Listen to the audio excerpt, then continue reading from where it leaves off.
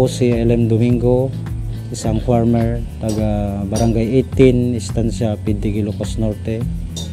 Saka yung mga alaga ko naman at tanim, white rice and red rice production. May alaga akong baboy at saka manok. Madali akong mag-transition sa organic farming dahil tumutulong yung taga RPMI, MCPI at saka Earthman Philippines. Ang natutulong ng organic farming, sa lupa ibabalik niya yung natural na talaga, yung malambot siya, madaling trabahuhin. Unlike with the inorganic, na in-applyan mo ng inorganic, matigas, mahirap i-prepare.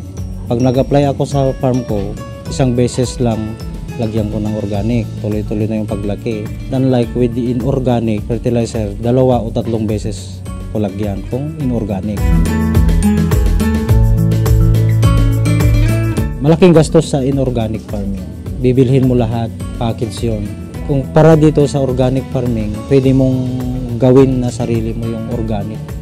Ang kagandahan ng organic farming, pag nag-harvest ka, mas malaki yung kita dahil sa presyo ng bigas, 150 isang kilo.